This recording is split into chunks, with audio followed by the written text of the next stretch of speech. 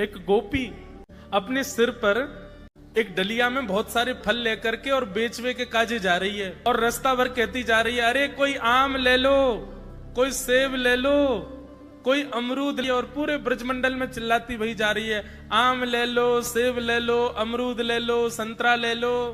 उस स्वर को जब नंद नंदन ने अपने नंद भवन में क्रीड़ा करते हुए श्रवण किया, नन्हे से गोपाल जी हैं, केवल 3 वर्ष की आयु है ठाकुर जी के, मोटे मोटे पाम, मोटे मोटे हाथ, ठाकुर जी को नेक्स्ट सो पेट, बटुआ सो मुंह, और ठाकुर जी क्रीड़ा कर रहे हैं। और क्रीड़ा करते करते तोतली बानी में यशोदा मैया ते कहने लगे, बोले मैया मैं फल खरीदवे जाऊंगो।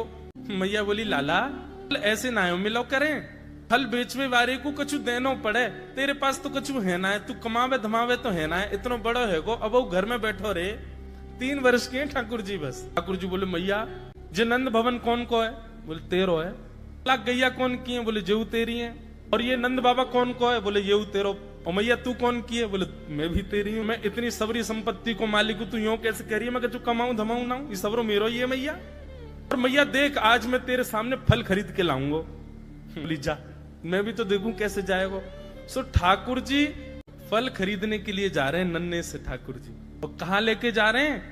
बोले जल्दी से जहां पर सारे सामग्रियां रखी जाती है, ऐसे सामग्री गृह में गए और वहां से 2 मुट्ठी गेहूं अपने हाथ में भर के, और नन्हे से 3 वर्ष के ठाकुर जी इतने इतने से हाथ ऐसे अंजलि में गेहूं भर के, और ठाकुर जी अपनी मटकीली सी चाल बाकी अदा से उछलते कूदते भय और फल बेचवे वाली के पास फल लेवे जा रहे हैं।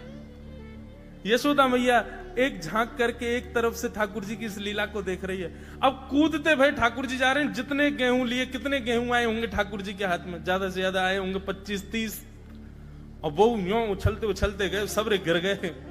अरे कोई आम ले लो, सेब ले लो, अमरूद ले लो कहती हुई जैसे ही जा रही थी, तभी उसकी दृष्टि पड़ी एक गली में, और वो गली जा रही थी नंद भवन की ओर। नंद भवन से नन्हे से बालक, नन्हे से सांवरे सलोने ठाकुर जी, छोटी सी धोती पहनी है, हाथन में पद्म राग के कड़ूला पहने हैं, गले में कौस्तुभ मणि पहनी है, सुंदर घुंघराले केशन को गूंथ करके यशोदा मैया ने ऊपर सुंदर मोतीन से लड़ बांध करके वहां में एक मोर पीछ लगायो भयो है।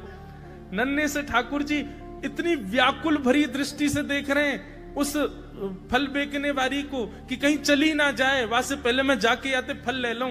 ठाकुर जी के उस रूप को देखते ही वो फल बेचने वाली वहीं रुक गई, देखने लगी सुंदर से ठाकुर जी को। ठाकुर जी बाके सामने जाके खड़े है गए।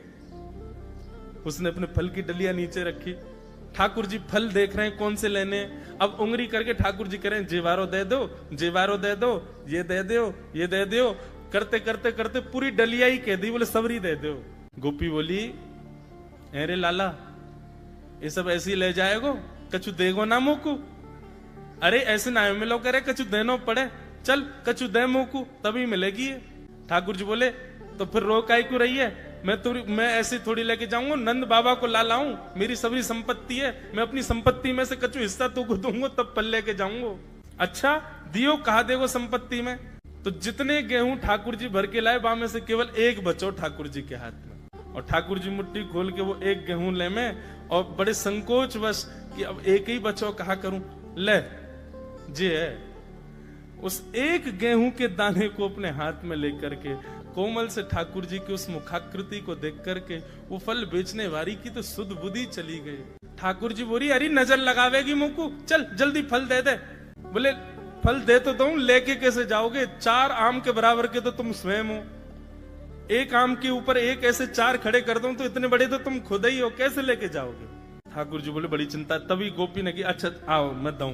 ठाकुर जी को हाथ पकड़ करके उनकी कारी कमरी खोली, उनकी पीताम्बरी ने ढीली करी, और ठाकुर जी के कछु फल तो कमरिया में बांध दिए, कछु पामन में बांध दिए, कछु हाथन में बाजू बंद बना के बांध दिए, कछु गरे में लटकाई दिए। ऐसे कपड़ान में फल भर भर के ठाकुर जी के पूरे अंग में फल लटका दिए।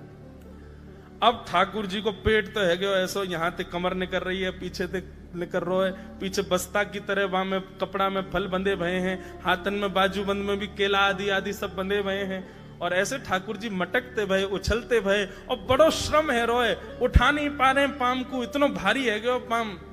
और जैसे तैसे खिसक खिसक करके नंद भवन की ओर जा रहे हैं। इस रूप को जब उस फल बेचने वाली ने देखा, उसने अपनी फल की डलिया उठाई और फल की डलिया उठा करके जब सिर पर रखी तो आगे चलते हुए नेत्र बंद हो गए। अब तो बस यही कहती जा रही है, गोपाल ले लो, कृष्ण ले लो, माधव ले लो, मधुसूदन ले लो, गोविंद ले लो, नंद जी को लाला ले लो।